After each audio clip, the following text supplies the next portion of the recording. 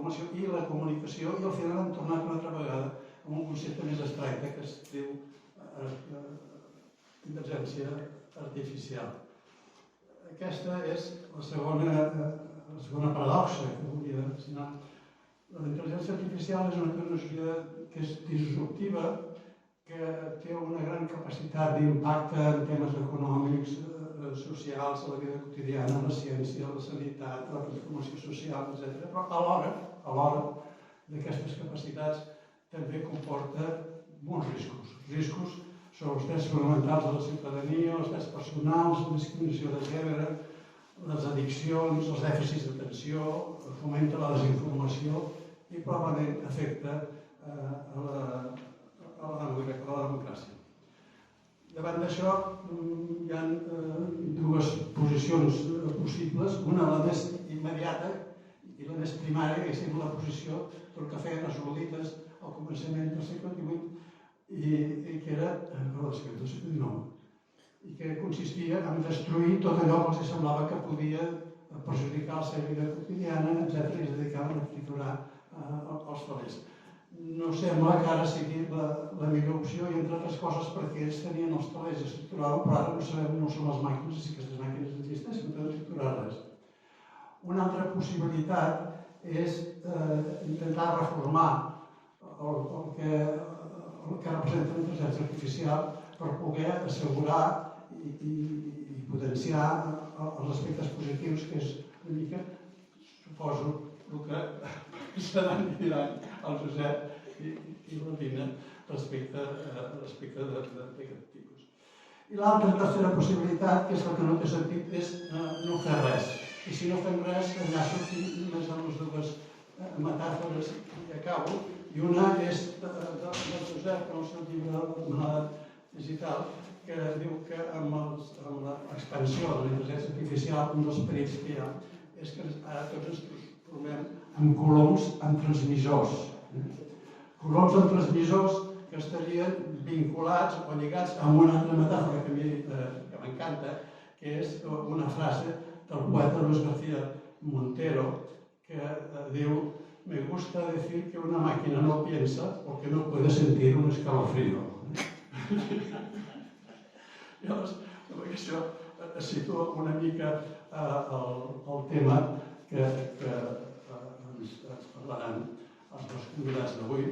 La Lina Gálvez és la ponent de la proposta de reglament de control de la intel·ligència artificial a la Unió Europea, és doctora per l'Institut Universitari Europeu de Florència, catedràtica d'Història i Institucions Econòmiques de la Universitat de Pablo de Olavide de Sevilla. De 2018 a 2019 va ser consellera de Coneixement i Investigació i Universitats de la Junta d'Andalusia, i a partir d'aquí hi ha una quantitat de publicacions, articles i llibres que és inútil poder relacionar. I el Gaia el coneixeu molt, els que esteu aquí. És doctor en Història Contemporània a la Universitat de Barcelona, va ser Premi Joan Fuster d'Assaig del 2013 i també és un autor prolífic. Cada any ens va traient llibres i va presentant els seus llibres i la seva blog, els seus articles o les publicacions que són més habituals, ja les coneixeu i que és impossible de relacionar. I per tant, ara us deixo la paraula a vosaltres perquè feu el que vulgueu. Empiezas tú, ¿no? ¿Sí? Estás más en casa. A veces jugar en casa es muy arriesgado. Parlaria en castellà per consideració de la Lina, però he descobert que entén perfectament el català i a més en la intimitat també el parla. Una mica. Com l'Aznar, diguem-ne. No, molt millor que l'Aznar. Molt millor que l'Aznar. En aquest cas, per tant, diguem-ne, barrejarem llengües i ens entendrem segur. Aviam, l'ha parlat l'Emili d'una tecnologia que és disruptiva, la tecnologia digital, diguem-ne, la IA, la intel·ligència artificial, que és la culminació, és o és un pas endavant en aquesta tecnologia digital que portem, diguem-ne, 20 anys veient com creix, es desenvolupa i com ens supera, i que sobretot es va implantant sense que ningú hagi controlat els efectes de tot això. Jo no soc tecnòleg, per suposat, però tampoc soc tecnòfob, és a dir, no estic en contra de la tecnologia, perquè en el progrés de la humanitat la tecnologia ha jugat un gran paper. Però a vegades quan es parla de tecnologia qualsevol, hi ha una primera consideració a fer: la tecnologia no és neutra. No és neutra. Evidentment, pot ser ben utilitzada o mal utilitzada, però la tecnologia no és neutra. La tecnologia és allò que en el món acadèmic en diem una construcció social, és a dir, la tecnologia neix i es desenvolupa en un determinat context social i econòmic. I per tant la tecnologia no és neutra, té uns objectius. I aquesta tecnologia digital neix en un context determinat, des del punt de vista econòmic, amb un capitalisme cognitiu, ultraliberal, etc., amb la finalitat, diguem-ne, de millorar la productivitat, reduir els costos de producció i millorar l'eficiència a l'hora de generar beneficis. Per tant, d'entrada és una tecnologia que ataca el treball i ataca el paper, diguem-ne, de les persones en el sistema productiu i alhora ens tendeix a dirigir-nos en l'àmbit cultural, social, intel·lectual, etc. Per tant, no és una tecnologia neutra, no n'hi ha cap de tecnologia neutra. Jo en el llibre aquest que ha citat l'Emili parlava d'aquest exemple de que la tecnologia no és neutra, fent referència a Nietzsche. Quan Nietzsche, que havia escrit els primers llibres a mà, etc., tenia un tipus de prosa, i en un moment determinat, quan van sortir les màquines d'escriure mecàniques, li va agafar la dèria que volia una màquina d'escriure, i li van fer arribar una màquina d'escriure danesa molt bonica, ara és una joia, en la qual va començar a fer els seus textos. Per exemple, així va parlar Zaratustra, el va fer amb la màquina d'escriure. Curiosament, i els seus amics li deien, la seva prosa va canviar. És a dir, la lògica de la màquina, i mireu que una màquina d'escriure respecte als llapis no canvia molt, la lògica de la màquina feia que els seus textos fossin més tallants, més durs, menys matisats. I això li deien amics íntims, no t'ha millorat la màquina d'escriure. Havia de renunciar a la màquina d'escriure? No. Però és una mica l'evidència aquesta de Nietzsche, de que allò que després diria McLuhan, el mitjà a vegades és el missatge, té una lògica determinada. I el món digital té una lògica determinada, en la qual les dades es converteixen en l'element central de l'economia, ens converteixen a tots en uns productors de dades en els quals no se'ns remunera, i tot això genera una capacitat de crear oligopolis i monopolis en l'àmbit econòmic extraordinari. Sempre dic, quin és el competidor de Google? Ningú. Qui és el competidor d'Amazon? Ningú. És a dir, és un tipus d'economia de plataforma on la intermediació és l'element central. El pitjor que pots fer en el món digital és produir coses. Produir, en el món digital diuen que ho pot fer qualsevol, el que es tracta és d'intermediar i, per tant, a partir de la intermediació fer una captació de rentes important.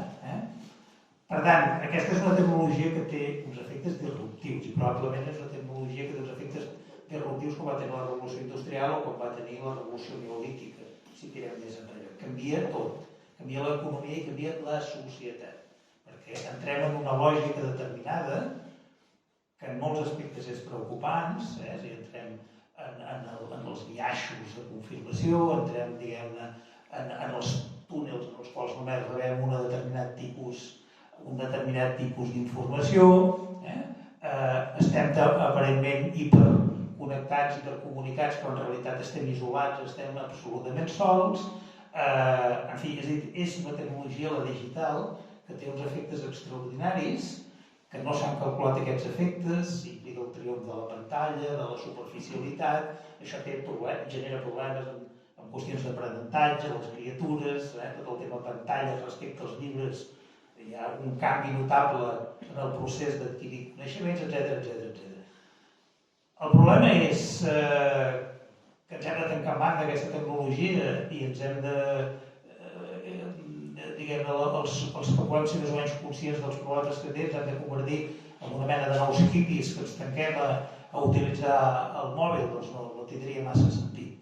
Però sí que em sembla fonamental és reclamar que igual que estem en un món i en una societat que funciona perquè normes, regles, lleis, etc., el món digital no estigui al marge d'això. Perquè ara jo quan surti al carrer haig de fer cas, diguem-ne, a les indicacions del trànsit, del passeig, etc. És a dir, si vull fabricar un producte industrial, haig de seguir unes normes, unes pautes, etc., respecte al que produeixo, si contamino, si no contamino, etc. Però el món digital és un món que neix sense normes. És l'utopia dels ultraliberals, un món sense normes, en el qual, si féssim la comparació amb el món, diguem-ne, analògic, que és del que venim, seria com, no sé, per exemple, respecte als fills, agafar els fills i posar-los, els fills petits, al mig d'una pel·lícula pornogràfica, allò sense filtre. Seria com si el carter que ens porta les cartes a casa cridés a l'entorn, obrís la carta que ens envia algú i la llegís perquè tothom la sapigués. És a dir, passen coses en el món digital que estan fora de norma, consideració, de límits, perdem la privacitat, perdem tota mena de transparència. És a dir, és tot això. Per tant, en aquest món és d'exigir que hi hagi reglamentació, que hi hagi legislació, que hi hagi normes, i que aquests que concentren bona part de la riquesa a través de la intermediació facin una cosa tan bàsica com pagar impostos. I per tant, la feina que està fent la l'INA i molta gent com la l'INA, per desgràcia no molta més gent que la l'INA, però la l'INA està fent de cara a regular tot això, a posar-hi normes, a posar-hi portes, guies d'accés, a tot això, a mi em sembla absolutament fonamental. No es tracta que diguem no volem ser digitals, es tracta que el digital no acabi amb la nostra societat i la nostra civilització. Pues primero, buena tarde. No voy a hablar en catalán porque no llego, ya me gustaría a mí. En otros contextos lo mismo así, pero ya me gustaría a mí. Pero bueno, la verdad es que estoy encantada de estar aquí. En Granollers, una ciudad en la que vengo más a menudo de lo que ustedes se pueden imaginar y que conozco bastante. Hasta decía que mis zapatillas de correr son de una tienda de deportes muy grande que hay aquí al lado. Pero bueno, independientemente de todo eso, la verdad es que muchísimas gracias, Emili, por organizarlo, por la invitación. Gracias también a Josep por también esta mañana estar en la Universidad de Vic y he hecho un poco de doblete. Y lo que sí que tengo que decir, que yo sí que he estado involucrada en muchísimas de la legislación digital de esta legislatura, en la ley de chips, ahora soy ponente de la ley de cibersolidaridad, que es del paquete de ciberseguridad, o de la ley de servicios digitales, que es precisamente la que dice que todo lo que es ilegal digamos, en el mundo analógico también lo es en el digital. O sea que si tú acosas a una persona por la calle tal, y es un delito, pues si tú la acosas online, pues también es un delito, ¿no? Y que y las propias plataformas son quienes tienen que establecer. Pero de la ley de inteligencia artificial el ponente es un italiano, Brando Benifei, y yo sí que participé en una parte de bueno, pues una iniciativa no legislativa del Parlamento que puede ser una ley para la próxima legislatura, esperemos que sí, aunque luego diré por qué tengo algunas de mis dudas, del desarrollo de la inteligencia artificial en el mundo del trabajo, que aunque la ley de inteligencia artificial sí que trata, luego lo comentaré, algunos ámbitos que tienen que ver con el mundo del trabajo, el impacto y el potencial impacto, el impacto que ya está teniendo y el potencial impacto que puede tener es brutal, y no solamente en el ámbito que ha hecho referencia a Josep, digamos, de lo macro, ¿no? De cuánto empleo se puede perder o cuánto empleo se puede generar, sino también, que eso, digamos, no entraría dentro tanto de una ley, sino de una estrategia, de, bueno, que cómo lo combatimos o no, sino de toda la supervisión y toda, digamos, el control de los trabajadores a través de la inteligencia artificial. Por ejemplo, una de las cosas, por poner simplemente un ejemplo, una de las cosas que prohíbe la ley es utilizar el reconocimiento facial, las expresiones de emociones de los trabajadores para, bueno, pues para tomar alguna medida. Imagínate que está la cámara del ordenador, estás trabajando delante del ordenador y estás en una videoconferencia, ¿no? Y luego te sancionan por falta de motivación, ¿no? Eso aquí en Europa ahora ya no se puede hacer, ¿vale? Eso no quiere decir que en otros contextos sí que se pueda, digamos, llegar a todos esos abusos, y más precisamente porque no tienen una ley, no tienen una regulación como esta ley de inteligencia artificial, que es la primera. Pero bueno, como también decía Josep, la inteligencia artificial es una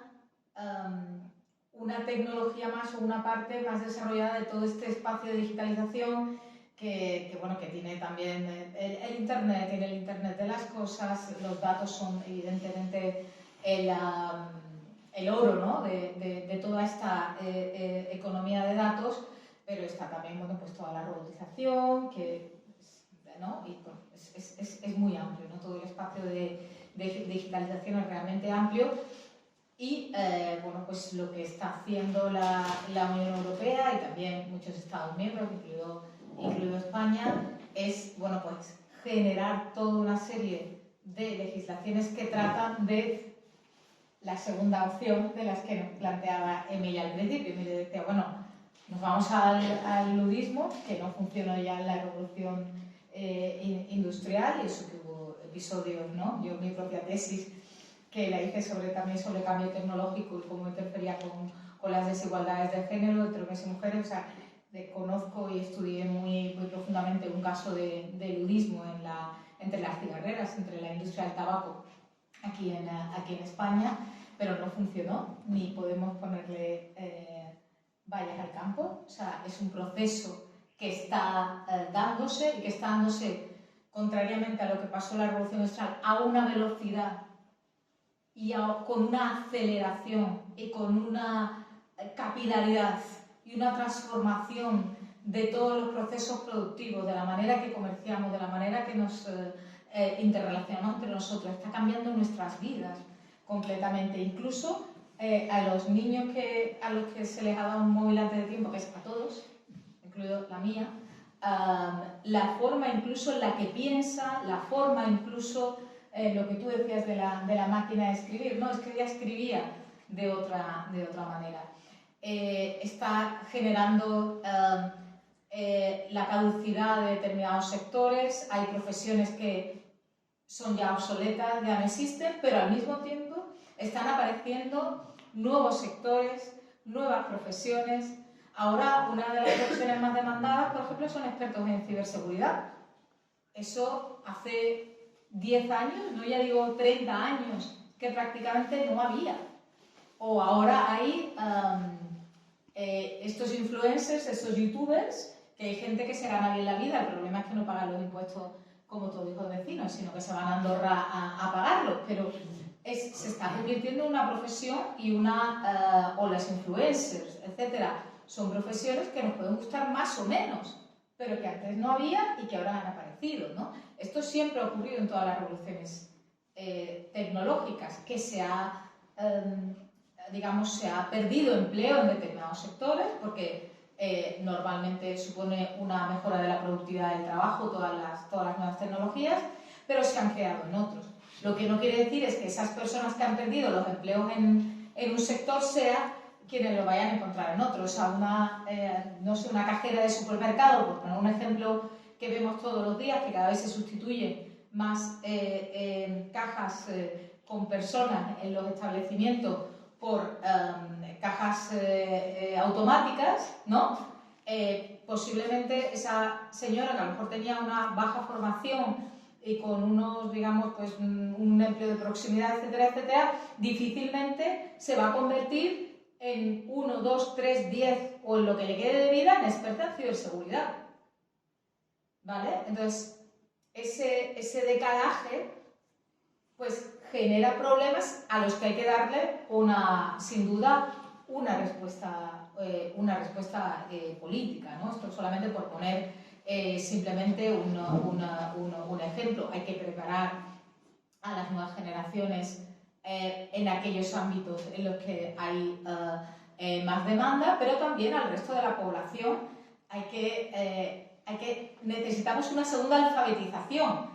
Igual que en el siglo XIX una alfabetización que nos permitió como sociedad leer para poder, digamos, o sea, no se entiende todo el progreso, la revolución industrial, todo el cambio del Estado liberal, etcétera, etcétera, sin la alfabetización de la población. Bueno, pues ahora estamos en un momento similar, pero necesitamos una alfabetización digital, ¿no? No es simplemente que necesitamos cualificaciones digitales, no. Necesitamos una alfabetización digital.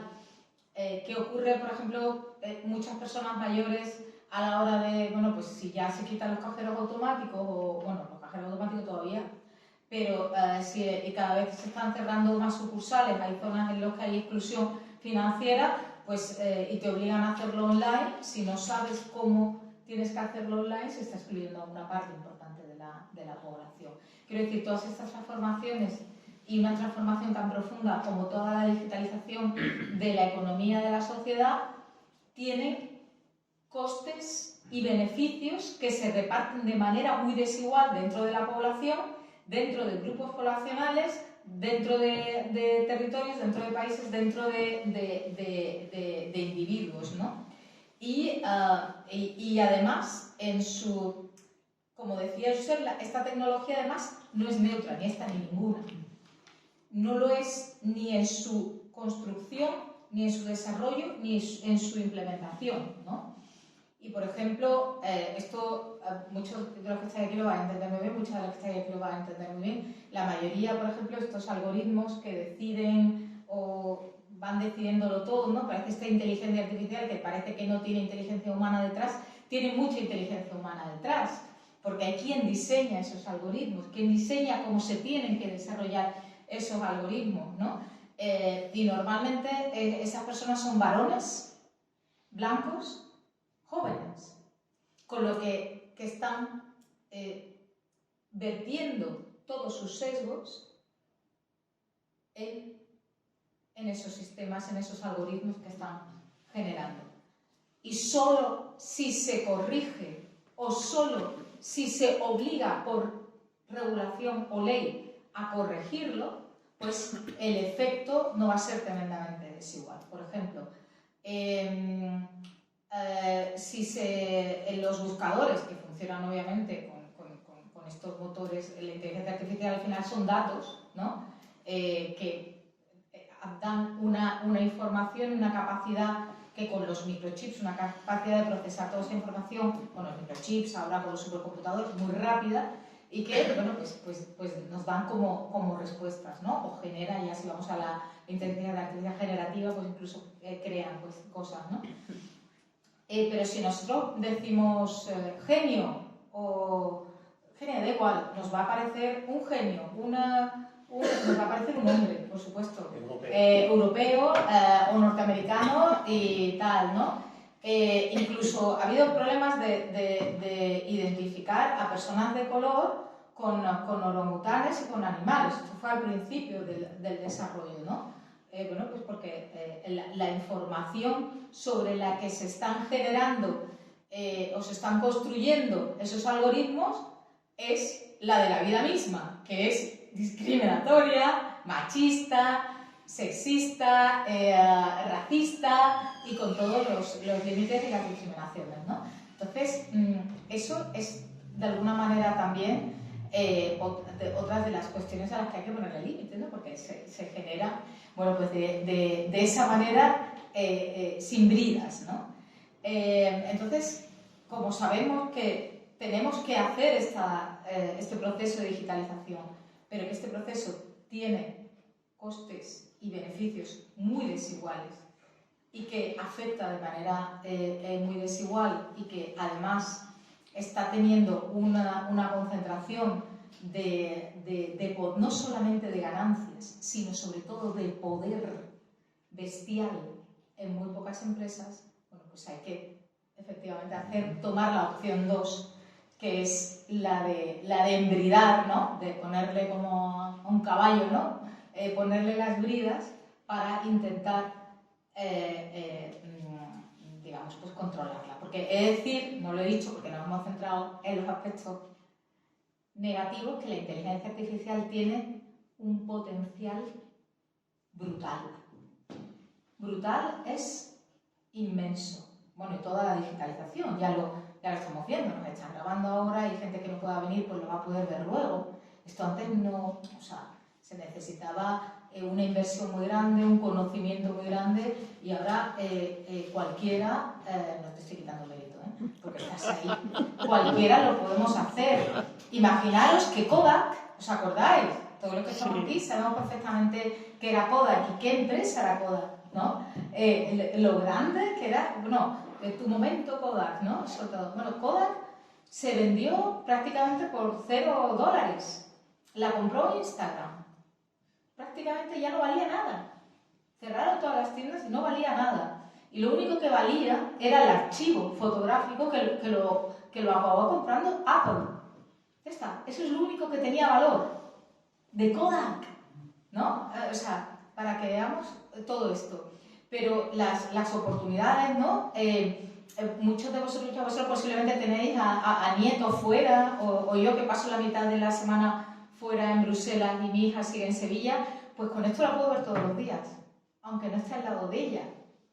En la pandemia nos pudimos ver y cuidar, aunque no podíamos realmente tocarnos, ¿no? O si tenemos a un hijo en Estados Unidos o alguna cosa, lo podemos ver. El potencial, por ejemplo, que tiene o sea, no hubiéramos tenido una vacuna tan rápido si no hubiéramos tenido la capacidad de computación que la digitalización permite y si no hubiéramos tenido, haber podido compartir los datos y una inteligencia artificial que ha procesado ha ido descartando todas las posibilidades para las vacunas. Las posibilidades, por ejemplo, para la medicina son enormes. Incluso ahora la posibilidad de no necesariamente implantes neuronales, pero pueden ser también periféricos, están haciendo en algunos ensayos llevar una vida normal a gente que tiene, por ejemplo, Parkinson. Claro, que si te hacen un implante para que cambiar tus conexiones neuronales, también pueden quitarte los datos neuronales. Ese es el próximo paso que tenemos que hacer, proteger los datos neuronales, porque eso sí que pueden, si ya cuando entramos en cualquier red social o cualquier servidor, pueden influir en nuestro comportamiento y en nuestras decisiones, que es lo que hicieron, por ejemplo, con las elecciones para votar a Trump en el 2016 o lo que hicieron también con el Brexit. Pueden, digamos, o te llevan a que consumas un determinado producto o a que crees una necesidad. Esto lo ha hecho siempre el marketing. Lo que pasa es que ahora, con lo digital y todas las redes, pues el potencial es muchísimo mayor. Imaginaros teniendo nuestros datos neuronales. Pueden hacernos tomar decisiones incluso sin saber que estamos tomando esas decisiones. Por tanto, esa es la nueva frontera. Ahí todavía no estamos, pero esa es la nueva frontera que tenemos que proteger. Pero quiero insistir en también el enorme potencial, he dicho, para la medicina, para la educación, para el turismo.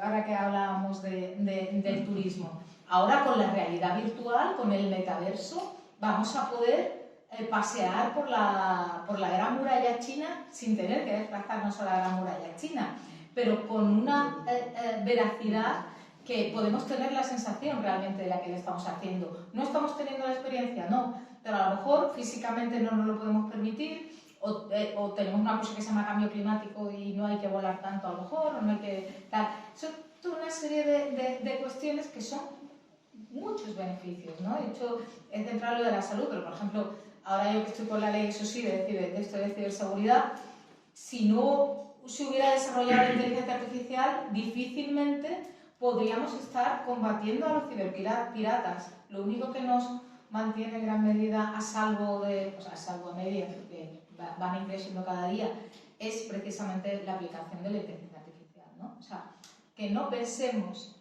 la inteligencia artificial solo como algo, sino también como una puerta, ¿no?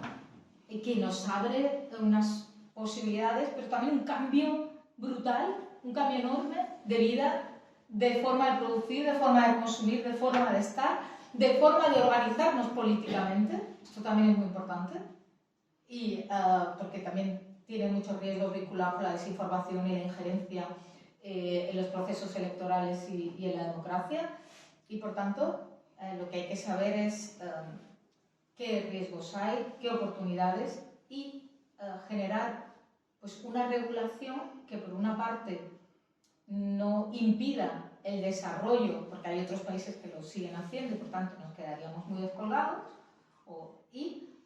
pero por otro lado también saber que esto no es el salvaje oeste, que no puede ser que gane, digamos que el más fuerte o el que más tiene, entonces hay que ir poniendo límites. En eso estamos, no es fácil, y ahora luego más adelante si queréis, o en conversación, os digo lo dificultoso, la dificultad tan grande que hay de ir poniendo, porque hemos hablado de la ley de inteligencia artificial, pero la semana pasada, por ejemplo, se bloqueó y cayó después de casi más de 3 años de trabajo la ley de trabajadores de plataforma, la que pretendía proteger a los trabajadores de plataforma y digamos, tratar como trabajadores a aquellos que son trabajadores y no son autónomos sin ningún derecho.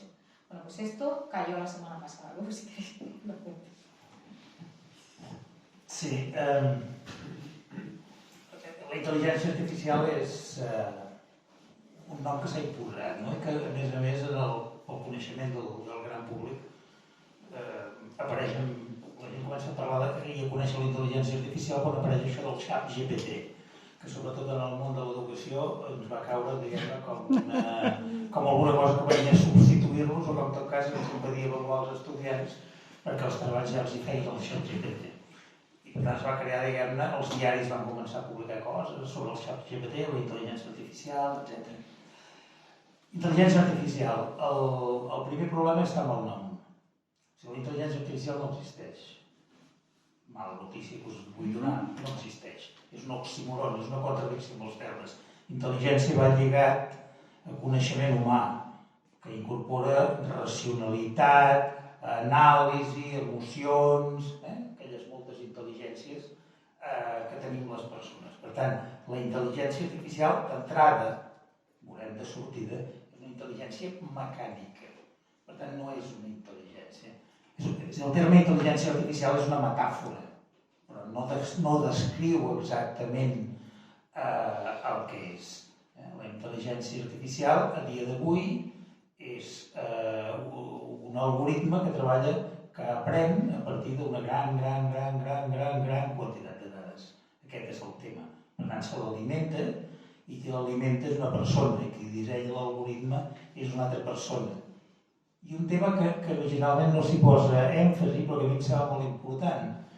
La intel·ligència artificial que treballa en dades és millor, evoluciona, en la mesura que les dades estan ben etiquetades. És a dir, que aquestes dades no entren en brut, malament, sinó que aquestes dades entren, diguem-ne, establertes d'una manera molt precisa. Qui fa l'etiquetat d'aquestes dades? Ho fan autèntiques granges de persones a l'Extrem Orient, a l'Àfrica, que es passen el dia, i un dia llarg, entrant dades, etiquetant les dades, etc. És a dir, com més sofisticats són els resultats de la intel·ligència artificial, més treball humà hi ha al darrere, més cost humà hi ha al darrere, més consum d'energia també hi ha al darrere, perquè això consumeix una quantitat d'energia brutal. Per tant, continua havent-hi molt treball humà. I com us podeu suposar, en aquestes granges amb milers de persones picant tot el dia, Això és un treball absolutament mal pagat, és un treball precari, és un treball a cap preu, etc. La intel·ligència artificial genera sobretot treball en aquest àmbit, és a dir, treball per gent no formada, gent mal pagada, precària, etc. Darrere el taló de la intel·ligència artificial hi ha tot un món. Per tant, confondre intel·ligència artificial amb aquesta colla de hipsters que veiem a les grans ciutats, que es dediquen a la tecnologia i que tenen uns bons sous, etc., i que consumeixen cultura i que ens agrada veure les ciutats, això és una minoria. Això és una minoria. Al darrere hi ha tota una gent amb unes altres condicions laborals. Per tant, una part important del treball nou que genera el món digital o la intel·ligència artificial és treball precari i treball, diguem-ne, sense cap mena de formació i genera economies molt precàries. Aquesta és la realitat. És a dir, per tant, aquesta és l'altra cara de la moneda del món de la intel·ligència artificial.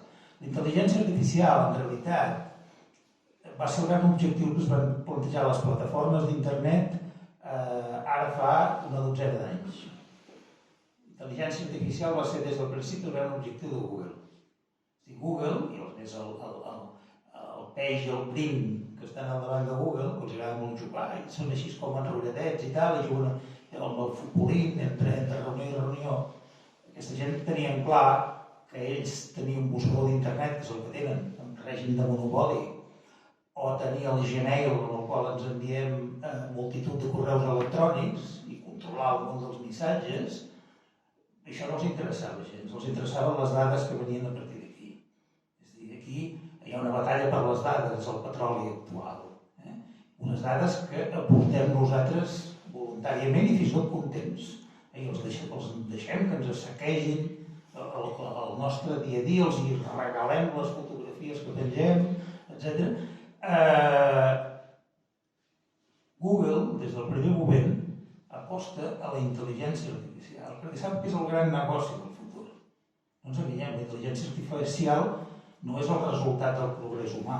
La intel·ligència artificial és una grandiosa oportunitat de negoci, que llavors, a més, ens pot ajudar a moltes coses. La Lina ha parlat del món mèdico-sanitari, probablement és el lloc més clar, que va fer, diguem, una medicina personalitzada en funció del nostre ADN, és brutal les possibilitats que té això. Per tant, té moltes coses, però en realitat sorgeix com a gran negoci. Google, cada any, inverteix en I+D+I a intel·ligència artificial el doble del que inverteix el govern espanyol. La capacitat d'aquestes plataformes d'invertir en desenvolupar nous aplicatius, noves tecnologies, és molt gran.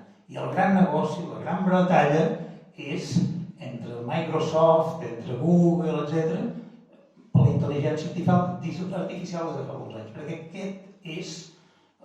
aquesta és una gran oportunitat de negoci. Per tant, quan nosaltres ens mirem la tecnologia resultant, el que està sortint ara, que jo crec que és el començament d'un procés en el qual anirà esdevenint més complex, la IA, de fet s'està treballant i s'està estudiant amb d'incorporar l'emocionalitat a la IA. És a dir, per tant, que es pugui una intel·ligència que combini elements que són ara absolutament humans. Tardarà això, però en tot cas s'està treballant en aquesta línia. Aquí el problema de la intel·ligència artificial és que està en mans d'unes poques plataformes que han desenvolupat això per fer un gran negoci en el qual, a través de la gratuïtat, la trampa de la gratuïtat, fan que nosaltres els aportem continuadament dades.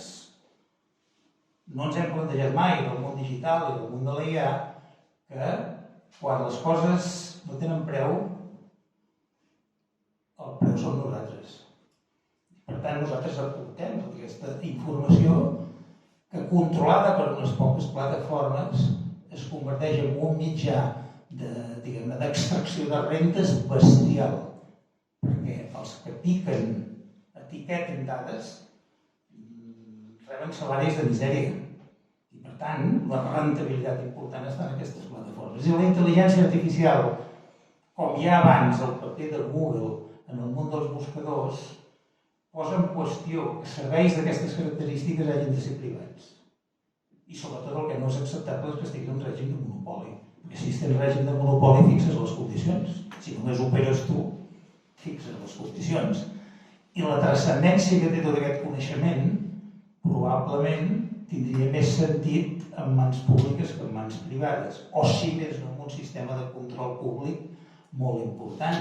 Només cal recordar que aquestes plataformes com Google, com Microsoft o com Facebook pràcticament no paguen impostos, és a dir, generen una gran acumulació de benefici, són els seus propietaris, són els més rics del món i més ho exhibeixen amb veritat i orgull, però per altra banda no paguen impostos. A Espanya Google no paga pràcticament res, Apple dona pèrdues perquè juga amb els preus de transferència amb Irlanda i Irlanda té un pacte amb el govern irlandès que paga un 0,5% d'impostos, no un 30% d'impost de societat, sinó un 0,5%, etc. Si tot aquest trampeig sobre aquest gran negoci, en definitiva, és una apropiació d'alguna cosa que és comuna. Recordar, per altra banda, que aquestes tecnologies del món digital i del món de l'IA, en molts casos, s'han desenvolupat amb abundants recursos públics. Una economista italiana ubicada a Londres, que és la Mariana Mazzucato, explica molt bé com les tecnologies de l'smartphone són elaborades amb investigació pública per després, diguem-ne, convertir-se en un benefici exclusivament privat. Per tant, la intervenció pública, tant pels riscos que tenen aquestes tecnologies de control, de falsejament de la democràcia, és a dir, tant pels riscos que té com pel fet que tot això està generat a partir d'aportacions del conjunt públic i en molts casos dels estats, requereixen una legislació, diguem-ne, que contundent, perquè si no tot això no té sentit. Per tant, de moment intel·ligència artificial no existeix, és una metàfora que hi ha una mica la sensació, al dir-ne intel·ligència artificial jo crec que molta gent es pensa que és la versió moderna de Déu. Hòstia, és que això ho diu la intel·ligència artificial. L'intel·ligència artificial, de moment, el que fa és correlacions a partir de moltes dades. I, per exemple, fa correlacions que arriben a la conclusió de que els cotxes que tenen més accidents són de color groc. No sé si això ens aporta molt coneixement, no? O que els dissabtes a la tarda la gent estem més deprimits que no pas els dilluns al matí, o més aviat a l'inversa. Per tant, no fa explicacions causa-efecte de la intel·ligència artificial. No incorpora, diguem-ne, més elements de coneixement. És una pura correlació feta a partir d'algoritmes que, a més, els ha dissenyat algú, o, com deia molt bé la Lina, generalment és un jove heterosexual, blanc, occidental, no sé què més, per tant, ple de biaixos. Per tant, és un tema que té molt recorregut, que jo el trobo molt preocupant en molts sentits, que té molts efectes sobre la cultura, sobre el pensament, etc., però que hauríem de mirar de no deïficar-ho. Si em permeteu la broma i no vull ofendre ningú, Déu no existeix, ni la intel·ligència artificial ho és. A partir d'aquí ens ho hem de plantejar. I per tant, però una mica ja ho veus, no? Quan en algunes converses, sobretot en el món acadèmic, que realment tots parlem de l'impacte de la intel·ligència artificial, si ja no serem inútils els professors, etc., la intel·ligència artificial que més posa de genolls, no? Escolti, la intel·ligència artificial és el que és i de moment no és el que alguns diuen que és. I es fan també molts articles apocalíptics, no? sobre els efectes de la intel·ligència artificial.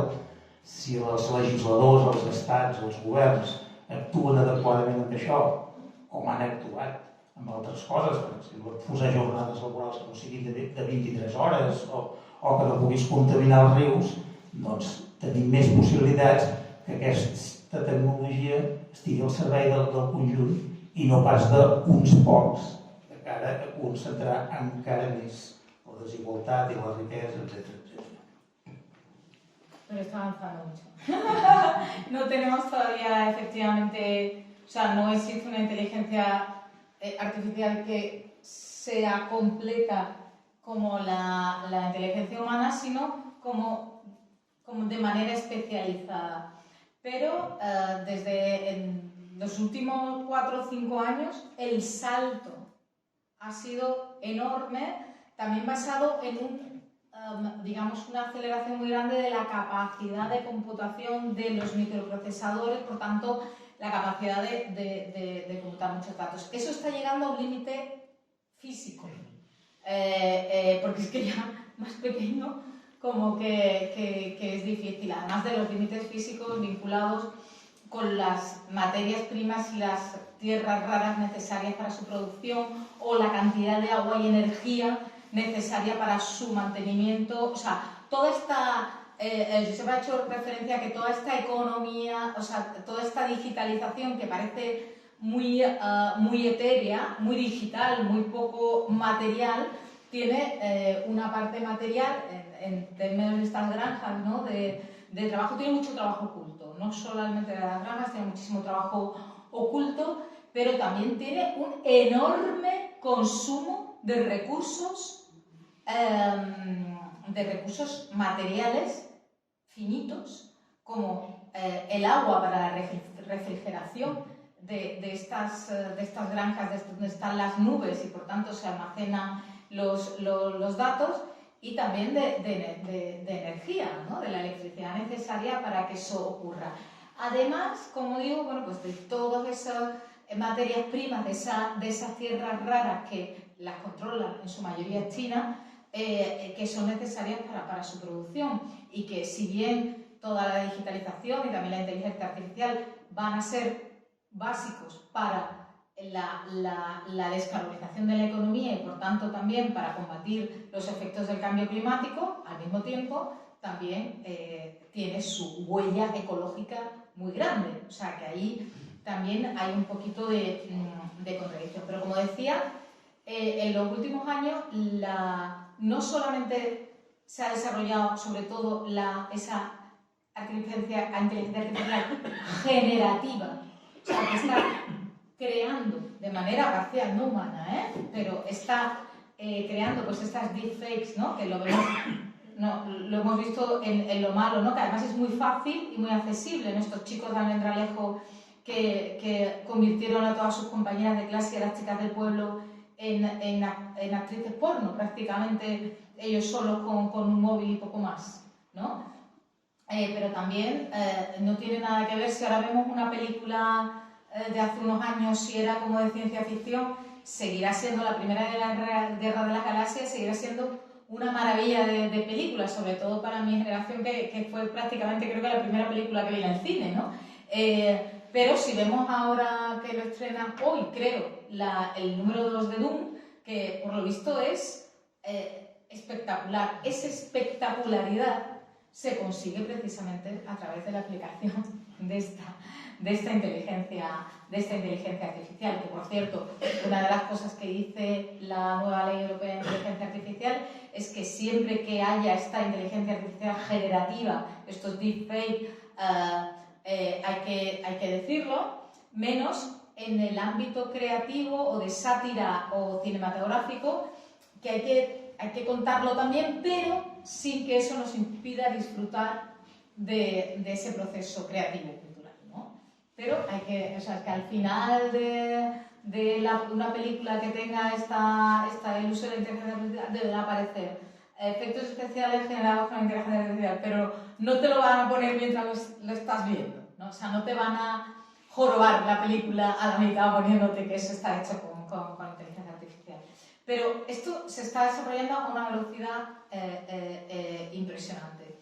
Y se está desarrollando sobre todo en aquellos contextos en los que la regulación es diferente que aquí. Porque esto, el paradigma de este desarrollo digital es precisamente la ciudad de San Francisco, que es donde está al lado de lo que se conoce como el Silicon Valley, ¿no? El Silicon, que es el que hace falta precisamente para todo el tema de los procesadores, el silicio, perdón, y que es la ciudad posiblemente donde se han generado todo esto que decía Josep, es como el paradigma de todas estas desigualdades, de todos estos extremos, porque es la zona que ha experimentado una mayor concentración de la riqueza en pocas manos, todos estos ultra ricos, y al mismo tiempo ha generado unas bolsas de pobreza y de exclusión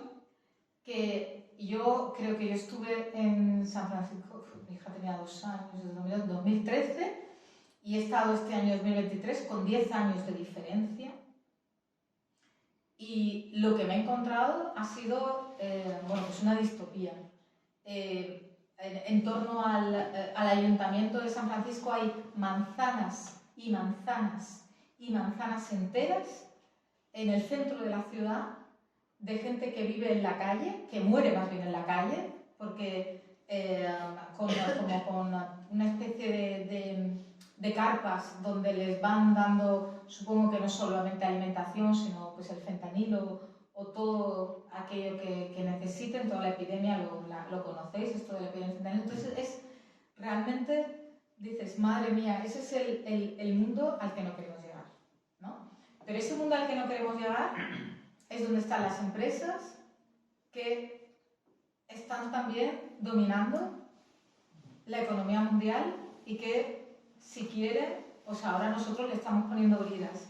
Pero a mí me gusta escuchar muchos podcasts estadounidenses y es este rum constante de que van a intentar que fracase el desarrollo de esta ley. Bueno, de esta ley, como ahora hemos visto que acaba de fracasar, como os he dicho anteriormente, la ley de los trabajos de plataforma, porque la acumulación, la capacidad de extracción de rentas que tienen estas empresas es tan enorme y va creciendo, que sí le van saliendo competidores. No competidores en su propio negocio, porque esto es el que gana, se lo lleva todo, pero sino ChatGPT, la empresa de ChatGPT no era nada hace nada, y ahora aparece Palo Alto Networks, o sea, van apareciendo, la propia digitalización va generando nuevos nichos de negocio, van apareciendo otras nuevas empresas, entonces se van creando pues estos ecosistemas que sí que no tienen competidores, pero sí que aparecen otras empresas que le quitan por los primeros puestos en los puestos del ranking bursátil, etcétera, etcétera. O sea, y va pasando todo muy rápido, pero va pasando efectivamente con un proceso de extracción muy grande. Y tú decías, pues a lo mejor tiene que ser público, pero tenemos el caso chino, donde a lo mejor no están tomando los datos como hacen estas empresas para intervenir para conocer nuestras preferencias y por tanto intervenir en nuestro comportamiento, ya sea a la hora de comprar, ya sea a la hora de votar, ya sea a la hora de elegir qué series de Netflix funcionan y qué no, y por tanto qué negocio o qué productos pueden meter en la serie de Netflix, posicionarlos para que los veamos y queramos comprarlos, en fin, todo este tipo de cosas, ¿no? Al final es un negocio. Sino que, por ejemplo, en China se está haciendo lo que se llama el social scoring, digamos, puntuar a las personas en función de su comportamiento y, por tanto, que tengan acceso a determinadas cosas, ¿no? Esto parece un poco como Black Mirror, ¿no? Pero el control de la población que pueden también generar en contextos no democráticos por parte de estados autoritarios, pues también, ojo con esto. Por tanto, lo bueno es tener una regulación que controle, que limite sin limitar en aquellos ámbitos en los que es necesario el desarrollo, invertir también mucho dinero público, lo hemos hablado esta mañana, en todos los ecosistemas, porque claro, para que haya inteligencia artificial tiene que haber redes, tiene que haber nube, tiene que haber conectividad, tiene que haber 5G, tiene que haber ciberseguridad, tiene que haber una política de datos, tiene que haber personas especializadas que lo puedan realizar, quiero decir, agencias que lo controlen, en fin, toda una serie de cosas que es lo que estamos haciendo ahora en la Unión Europea y con mucho, y digamos, con mucho enfrentamiento ideológico, porque claro, está toda la vertiente liberal que dice, no, aquí lo que hay que dejar es, o más bien neoliberal, ¿no? que el mercado se autorregula. Eso es mentira.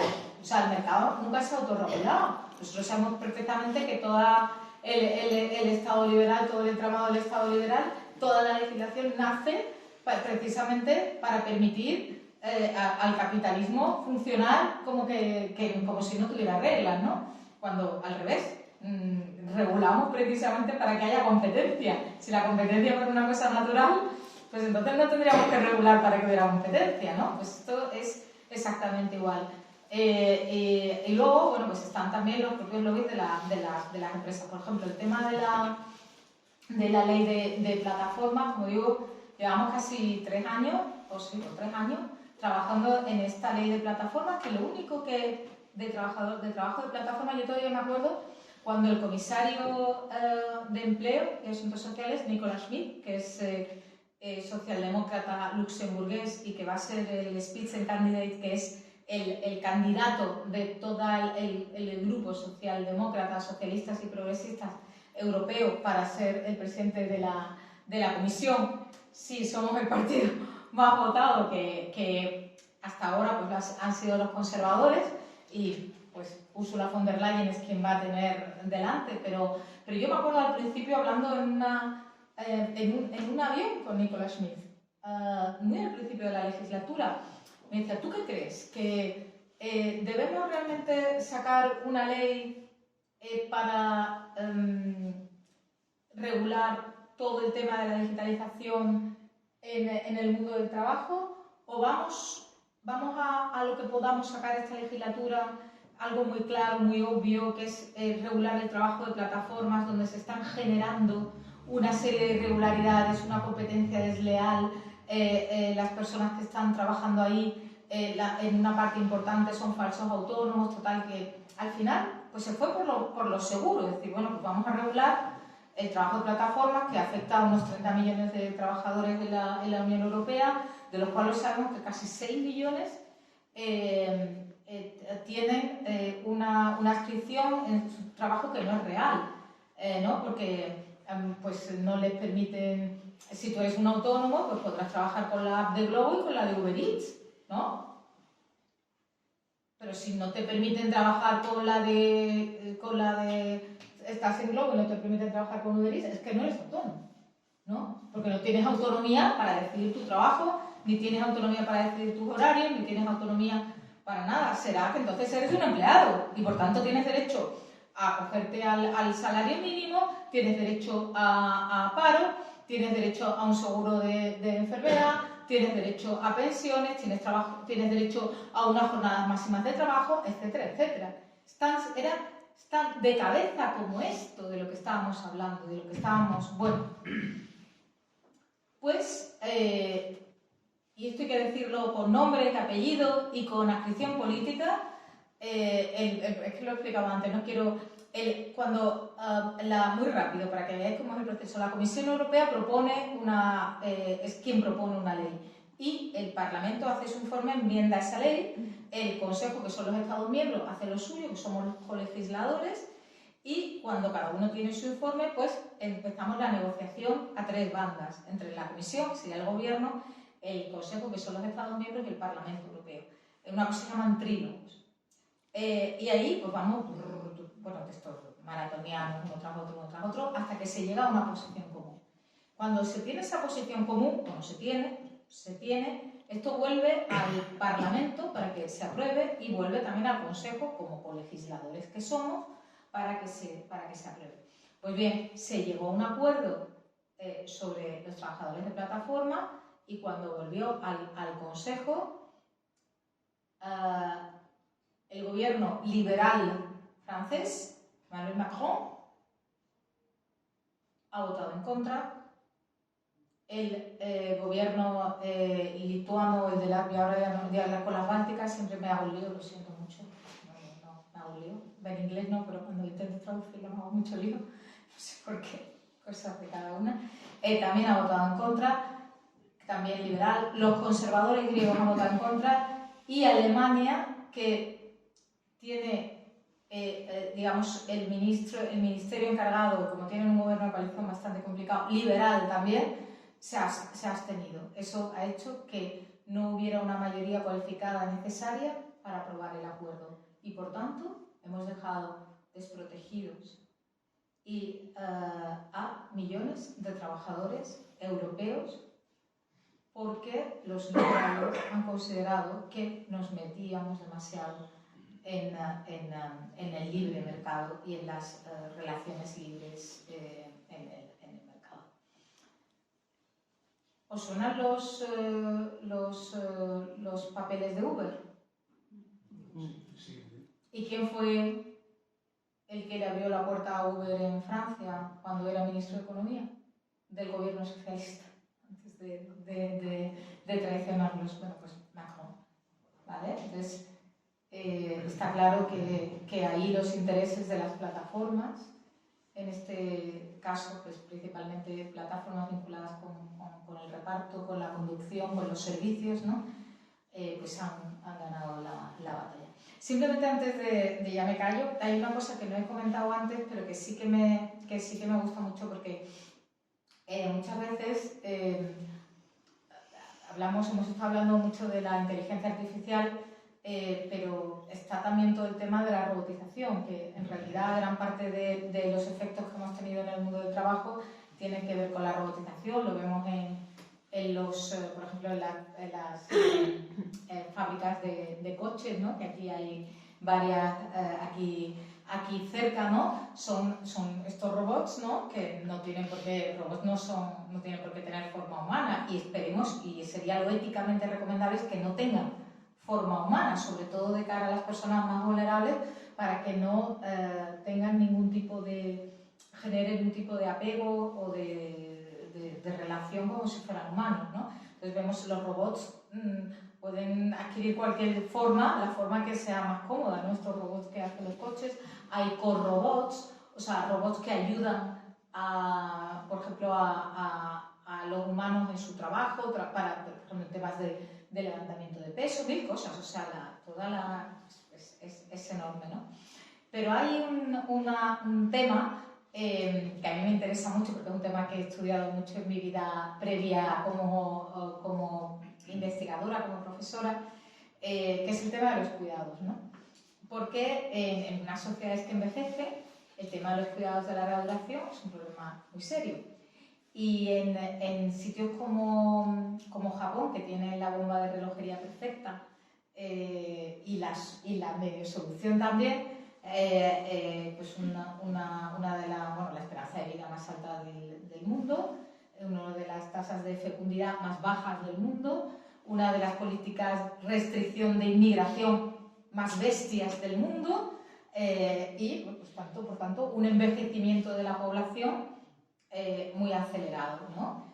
Y soledad de las personas mayores y problemas de cuidados. Pues bien, una cosa que se estaba que estaban desarrollando precisamente como parte, digamos, buena, era el desarrollo de robots de acompañamiento para personas mayores para tareas no esenciales. Por ejemplo, pues en una residencia, para ir al comedor, pues a lo mejor una persona con una movilidad reducida, pues a lo mejor tarda pues, media hora en ir, ¿no? Entonces, media hora pues, de un enfermero pues es mucho tiempo, ¿no? O sea, es muy costoso y tal, entonces, bueno, pues robots que puedan acompañarlos, ¿no? Entonces, que sepáis que también se está desarrollando todo esto, pero como es que me gusta mucho el título de un artículo que escribí, yo creo que fue en 2016 o algo así, nunca nos olvidemos que los robots pueden cuidarnos, pero les traemos sin cuidado, ¿no? O sea que la dimensión personal pues todavía ni existe, ni esperemos que exista. Yo soy una gran lectora de ciencia ficción, me gusta mucho la ciencia ficción, por eso sé que muchas veces cuando pensamos en inteligencia artificial, pensamos en robots y tal, estamos más pensando en la ciencia ficción que en la realidad, ¿no? Bueno, pues estamos todavía lejos de eso, pero aún así todo lo que está cambiando y todo lo que se está transformando se está haciendo de una manera tan profunda, con tantas desigualdades y con tantas asimetrías de poder y con tantos perjuicios potenciales, a pesar de también de muchos potenciales beneficios, que sin duda tenemos que apostar por esta vía intermedia, ¿no?, de las tres que nos decía Emilia al principio, de la regulación sin limitar el desarrollo, pero al mismo tiempo protegiéndonos, porque además el desarrollo va muchísimo más rápido que nuestra capacidad de legislación y de regulación, que es mucha, porque en lo único que Europa realmente es líder mundial es en regulación. Bueno, no es lo único, que bestia soy. Pero sí que hay una cosa que se llama el efecto Bruselas, que es que vamos muy a la cabeza en regular bueno, pues procesos novedosos y también en la protección de nuestros derechos fundamentales, de nuestros valores fundamentales, de nuestros valores democráticos, y eso es algo que tenemos que preservar y que tenemos que cuidar, porque nadie dice que eso se pueda revertir.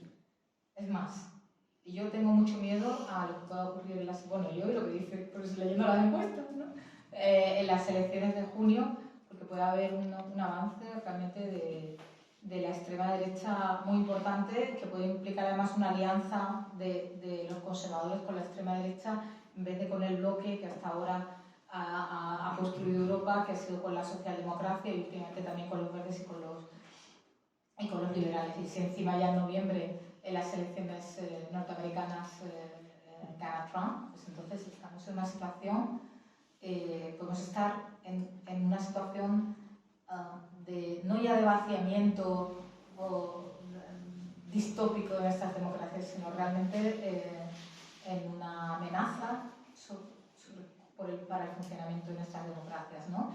Y el control de todo el ámbito digital, una regulación democrática, transparente, es importantísimo y es muy importante, y tenemos que ser agentes activos, yo creo, en ese momento.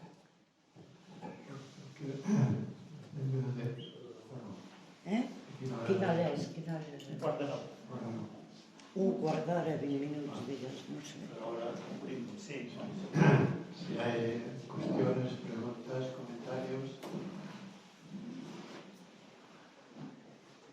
No somos robots. Jo volia fer una pregunta. Però primer, moltes gràcies. Què en penseu d'això que estem sentint aquesta setmana, la gent que està venent límits de lectura de llibres? Què en penseu? Pues esto, que encima lo estamos haciendo todo esto con un grado de voluntariedad, con un grado de inconsciencia y con la inmediatez que también hablábamos esta mañana. Yo creo que el neoliberalismo, que como ya lo contaba esta mañana, me parece que como lo contaba vosotros, pero no lo contaba vosotros, ¿no? El neoliberalismo, que como sabéis se pone, ahora que se han hecho 50 años, como se toma como laboratorio el Chile de Pinochet, ¿no?, con el derrocamiento, asesinato de Salvador Allende, y sobre todo se impone en los años 80, primero en Gran Bretaña, Estados Unidos, y luego ya en todo el mundo con la hiperglobalización financiera, etcétera, etcétera. No es solamente una propuesta económica, ni es solamente una propuesta política, sino también era una propuesta cultural, de cambiar la esencia incluso de las personas, ¿no? Lo decía Margaret Thatcher, que lo que había que cambiar no era tanto la economía, sino el alma y el corazón de las personas.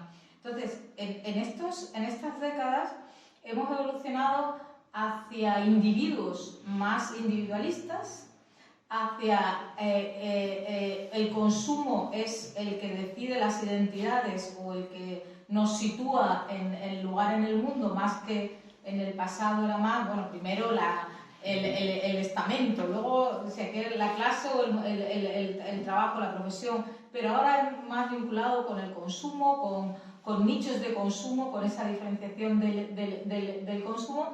Y hemos generado, bueno, pues una sociedad son muchísimo más individualista, que lo quiere todo con inmediatez, que el consumir es lo que da razón de ser a su vida en muchos casos, y por tanto hemos entrado como muy fácil en este proceso en el que, como decía Josep, hemos estado dando nuestros datos de manera gratuita. A ver, ¿quién aquí, cuando le dice, tenemos la Ley de Protección de Datos Europea, que es no solamente pionera y que nos protege, aunque no lo creamos? Ahora os voy a poner un ejemplo. Pero ¿quién no da, sí acepto a las cookies, sí acepto a todo, porque si no, no te deja entrar? Por tanto, lo hacemos todo. Luego, sí es verdad que se puede limpiar cookies, quien lo sepa hacer, porque la mayoría no sabemos hacerlo, incluida yo, no tengo ni idea cómo hacerlo, ¿no? Entonces, hemos entrado y vamos dando pues nuestra información. Yo intento, por ejemplo, protegerme un montón, ¿no? Mi hija nunca ha subido ninguna foto suya a ninguna red social ni nada por el estilo. Intento, digamos, proteger mi privacidad. Por supuesto, no he ido a lo del iris, ni cuando, yo me acuerdo cuando, justo después de la COVID, cuando iba a Estados Unidos, que estoy en la delegación de Estados Unidos y por tanto tengo que ir mucho, bajabas en el aeropuerto y lo primero que te decían, test de COVID gratis, test de COVID gratis. Claro, la gente que bajaba de cualquier avión tal, dice, pues como me lo van a pedir para cualquier cosa, pues ya me lo hago y punto. ¿Dónde está tu ADN? O sea, ¿dónde está toda esa información que estás dando en ese momento? ¿No? O sea, la gente estaba regalando sus datos médicos, no, hombre, no todo, ¿no? Pero dando información, ¿no? Y ahora, efectivamente, se está dando información. Deciros que una de las cosas que más limita precisamente esta ley de inteligencia artificial es los reconocimientos biométricos en tiempo real, ¿no? O sea, tú no puedes, digamos, recuperar información de alguien, a excepción de que sea una persona que ha sido secuestrada, que estás buscando una persona que ha sido secuestrada, o que estés buscando al perpetrador, o que sea una emergencia por un tema de terrorismo, y siempre con una orden judicial. Pero ¿quién no ha ido en los últimos años a Estados Unidos y antes de entrar te coge la información del iris, de todo? Es que las huellas, yo no llevo una sino toda la mano, ¿no? Y si no, no entras, ¿no? Eso es, y claro, la gente lo da pues, porque creen que no ven. Por eso hablaba yo antes también de la alfabetización digital. Es que necesitamos alfabetizarnos. O sea, si no nos alfabetizamos, no seremos tampoco, no veremos que esto es importante y por tanto tampoco votaremos a partidos que consideran que esto es muy importante y no se llevarán a los parlamentos las leyes que van a limitar esto.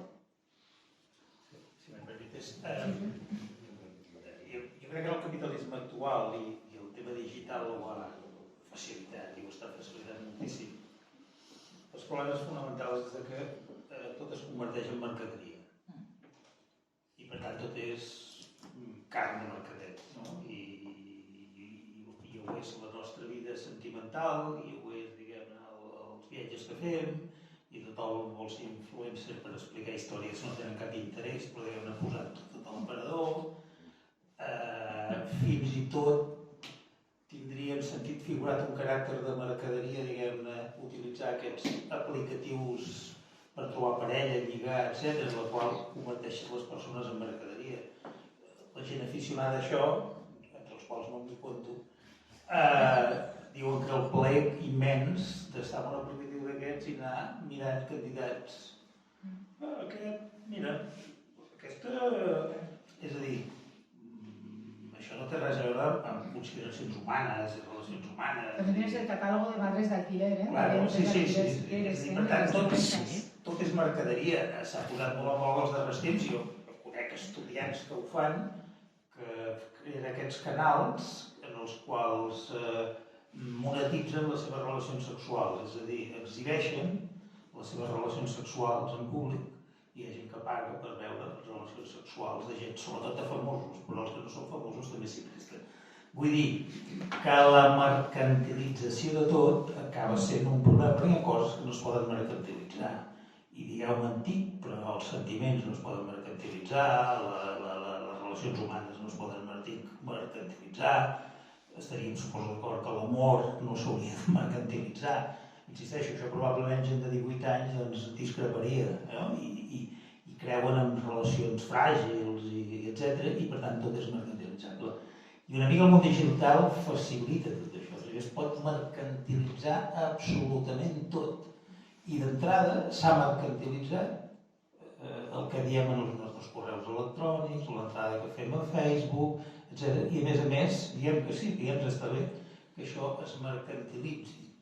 De fet, un dels problemes ètics morals que genera tot el món digital i de la intel·ligència artificial és que tot plegat és un negoci que consisteix en una gran apropiació. És a dir, en el món analògic el que va fer Google al seu moment és un delicte. Quan ho fa la màfia és delicte, quan ho fa Google no és delicte. És a dir, es va apropiar a través del seu buscador del coneixement sense que el coneixement generat per unes determinades persones haguessin consentit amb això. I en el món d'internet no existeix la propietat privada. És a dir, un article, un llibre, no sé què més, se't saqueja, es reconfigura. No és que se't saquegi un paràgraf, no, es reconfigura. I per tant, a partir d'un text determinat que puguis fer tu, fan un altre. Per tant, no existeix la propietat privada, excepte pels propietaris de la plataforma que no estan disposats a renunciar a la propietat privada de les accions de Google, de Microsoft o de Facebook o del que sigui. És a dir, estem en un món d'això, d'apropiació. I el que és curiós és que l'acceptem amb tanta bonomia. És curiós, perquè en altres àmbits, en l'àmbit analògic, som més curosos. És a dir, la nostra. I m'explico, si algú ens trepitja el jardí de casa, no li diem quatre coses. En l'àmbit digital, doncs és això. La història de les grans plataformes d'internet és una història de l'apropiació. Per tant, des del punt de vista fins i tot jurídic, seria discutible els drets de propietat de Google. És a dir, Google, al seu començament, no té res, no és propietari de res. És propietari d'un algoritme que es va fer en fons públics, a partir del qual, fent aquesta funció intermediadora amb aquest peix rang que es va generar amb recursos públics, es converteix en el propietari de tot el que hi ha a la xarxa. I en la mesura que hi participem, obté totes les nostres dades, que és el que es ven des del punt de vista publicitari, empaqueta i ven des del punt de vista publicitari. Per tant, el món digital té un origen, algú pot dir, bueno, és que la història de la humanitat està plena de guerres i d'apropiacions, però a través de guerres. Això és una apropiació amb totes les de la llei. Per tant, té, diguem-ne, una alçada moral discutible de tot això. I l'altre aspecte que voldria destacar és, més enllà del que facin les plataformes, la IA, etc., em preocupa el canvi cultural de la societat. És a dir, tot això té una lògica, perquè la tecnologia té una determinada lògica. I és una lògica que, si l'hagués de definir una paraula, és l'acceleració. I l'acceleració no sempre, ni generalment, és una cosa bona. L'acceleració vol dir el canvi continuat, vol dir no està estable enlloc, vol dir surfejar l'onada, vol dir pensament, vol dir desenvolupar una part del cervell, que és el pensament immediat, mentre neutralitzem el cervell que fa la reflexió profunda, etc. Tot això té a veure amb els comportaments. Els que ens dediquem a l'educació no us explico els efectes que tot això té en l'educació. És un tema. La gent es pensa que això de les proves PISA i els resultats és fruit de la casualitat. No és fruit de la casualitat. És un problema general que té a veure amb la implantació gairebé, diguem-ne, obsessiva en el sistema educatiu d'unes determinades tecnologies, d'uns determinats comportaments, on la gent es passa més hores mirant el mòbil que una altra cosa, una persona jove activa el mòbil per veure les xarxes socials més de 300 vegades al dia, i tot això ja és una lògica. El que és segur que t'arriben sense haver llegit un llibre. És el que és segur que t'arriben sense haver fixat llenguatge. Que t'arriben sense haver fet cap reflexió profunda. Sí, perquè el pensament aquest fràgil, dèbil, ràpid, accelerat, és a dir, canvi continuat, que és la diferència entre les pantalles i els llibres, vol dir també superficialitat moral. Per tant, això té uns efectes sobre la societat brutals. I a mi aquesta part, la veritat, és de les que em preocupa més. És a dir, si a mi al final que l'Elon Musk, que no sé qui, es fotri ultra ric, doncs mira, no sé si vol que sopi 10 vegades, si ens deixa sopar nosaltres una. Em preocupa la pèrdua de sentit moral, de profunditat, de reflexió. Veig com arriben els estudiants a la universitat. I això pot semblar un comentari, home, és que ja t'has fet gran i potser és hora que ho vagis deixant, això de la universitat, perquè veus els joves No, això és una realitat. El món educatiu, a tots els nivells, fot vergonya. Fot autèntic vergonya. És a dir, per tant, si tenim un progrés tecnològic com el que tenim amb les IAs i no sé què és, i el progrés de coneixement, de maduresa, ètic, va en sentit contrari, no sé si podem parlar de progrés de la humanitat. Y una cosa, y esto que dices plantea un problema muy serio también para las opciones políticas de izquierdas que están basadas precisamente en la solidaridad y la justicia social. Y esta es la corriente de fondo que hay. Entonces hay que realmente pensarlo de esa manera también profunda y de esa manera holística, si me permitís. Porque la extrema derecha no avanza encima de la razón, la reflexión, el conocimiento, el miedo. Sobre la humillación, el miedo, la ignorancia, la epidemia de ignorancia, de narcisismo, etc. Sí, y el miedo, porque bueno, lo están haciendo bien en el sentido de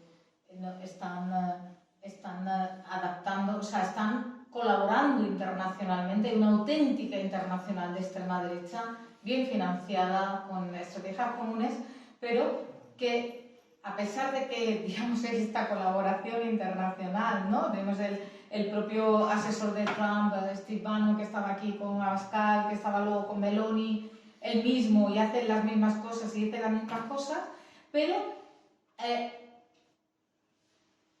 paradójicamente, y encima la gente se lo cree, están apelando a que son la agenda antiglobalista, ¿no? Lo globalista es lo verde, lo globalista es lo feminista, lo globalista es la izquierda, que efectivamente siempre hemos sido, lo hemos sido, ¿no? Y apenas como cogen cada conflicto local o regional con mucha habilidad y, digamos, polarizan la sociedad y van como frente al de fuera. El problema es los de fuera, el problema es esta agenda globalista, y a lo mejor en un sitio están defendiendo una cosa y en otro están... Da igual, es la metodología, si me permitís, un poco la herramienta, ¿no? Entonces, simplifica las cosas, no van a una cosa concreta, ¿no? El tema ahora de los tractores, ¿no? Por un pone, como se dice en mi tierra, un pone. Hace nada, lo decía esta mañana, estábamos aplaudiendo a los sanitarios. El miércoles, cuando yo cambié de avión al AVE en Atocha para ir a Sevilla, para luego recoger a mi niña y venirme aquí anoche, para poder estar esta mañana en VIP, estaban aplaudiendo a los tractores. El uno... Tractores de medio millón de euros financiados por la PAC, que dicen que van en contra de la PAC. La PAC es el 35% del presupuesto de la Unión Europea, que son el 1% de la población activa y el 4% del PIB. ¿Que hay que proteger la producción agrícola en nuestro territorio? Sí. Pero, sí. que hay que pagarle el precio justo a los agricultores en función de los costes de producción, sí, pero a lo mejor el problema no es tanto la PAC, sino la concentración de poder de las distribuidoras y de las grandes superficies. A lo mejor en vez de manifestarse frente al Ministerio de Agricultura porque políticamente están animados para eso, lo mismo tiene que ir a manifestarse en otra parte o a otro sitio. El Bonpreu. Por ejemplo, ¿no? No quiero señalar a nadie, pero esta es y fijaros la que están montando. Y encima la simpatía que están generando, claro, nuestros agricultores. Da igual que luego tengan a personas esclavizadas, como se ha descubierto esta semana en Sevilla, ¿no? Que no son todos, por Dios, no estoy diciendo eso, pero bueno, que estas condiciones existen también, ¿no? No queremos inmigrantes, menos los que trabajan para mí sin contrato y sin ningún tipo de... ¿no? Y que, insisto, hay que protegerlos. ¿Hay que proteger la agricultura y la ganadería en Europa? Sí.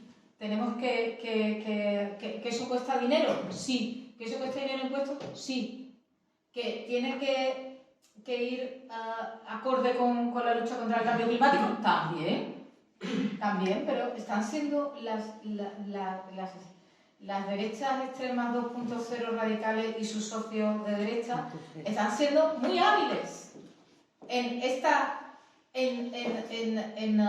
manipular cada conflicto o cada problema local para como individualizarlo, atomizarlo y enfrentarlo frente a la agenda que llaman globalista, ¿no? Y ellos que, insisto, son una auténtica internacional de extrema derecha. Yo, si queréis, lo tenemos muy documentado, porque es un ámbito en el que he trabajado mucho, el de más que las políticas de igualdad, las políticas antifeministas de la extrema derecha, que están desde el año 2013, está súper bien estudiado, colaborando en el Foro de la Familia en un montón de foros, recibiendo una financiación brutal de las distintas iglesias, que parece que no se ponen en nada de acuerdo, menos para esto, que los nazis se ponen de acuerdo con los judíos ortodoxos, aristócratas, apellidos muy ilustres que nos suenan a todos, que tienen grandes empresas en España, también ahí aportando, o sea, oligarcas rusos, todos aportando dinero para una agenda cultural y política regresiva que empezaron. Una de las cuestiones que empezaron es la lucha contra los derechos de las mujeres, sobre todo los derechos sexuales y reproductivos de las mujeres, por tanto, el limitar, qué es lo que ha hecho Milei, lo primero que ha hecho Milei al llegar al poder, acabar con la ley del aborto que tanto costó en Argentina llegar. Bueno, pues tenemos unos informes en un foro que tenemos en el Parlamento Europeo, que si queréis os los paso de todo, que se ve no solamente las estrategias que han tenido de meter a gente en los parlamentos, precisamente en las comisiones que tienen que ver con derechos humanos, en el Parlamento Europeo, en la de igualdad y en la de libertades, en la de derechos fundamentales, meter en medios de comunicación, en universidades, en tribunales internacionales. O sea, lo han ido haciendo de manera sistemática y estratégica, con una financiación extraordinaria y con un nivel de coordinación. Estos sí que son globalistas, ¿no? Desde Bolsonaro hasta Putin, un nivel de coordinación internacional brutal. Y en cambio, luego son capaces de atomizar estos conflictos locales y decir que son los de fuera. Bueno, aquí no quiero hablar mucho de eso, que son los de fuera los que nos están imponiendo determinadas limitaciones, ¿no? O que nos están robando, o que nos están... Perdón, porque se me ha salido aquí. Lo del foro, envíalo. Si lo envías a la niña o a la calle, ya lo leeremos, ¿o no? Pero bueno, pero el ejemplo de verdad de las políticas anti-igualdad y es un ejemplo perfecto porque han colaborado de una manera. Y luego, y ya me callo de verdad, porque es que, y luego, aquí en Corazón y en no sé qué y en no sé cuánto, seguimos a Tamara Falcó porque vuelve del Foro de las Familias, que es el centro neurálgico de esos de las conspiraciones mundiales antiderechos de las mujeres y antiderechos fundamentales, ¿no? Y las llevamos a Masterchef, y qué mona, y mira la que bien cocina, y tal. Y eso es como lo del iris, ¿no? Es que estamos ahí. ¿Cómo lo combatimos? Pues ahí estamos también. Bueno, hem deixar aquí per qüestions d'hores. Podríamos continuar, ¿eh? Oye, te invitamos otro día y continuamos. Només, Com digui, ho tornarem a fer. Yo soy consorte en Cardedeu, o sea, que mira que cerquita. No, pero... Cuando queráis, no Oye, vengo mucho porque no me da la vida. A mí le puedo hacer una pregunta, la última. A ver, tú has hablado de la legislación europea. En dos palabras, Europa se está legislando. ¿Y en el resto del mundo?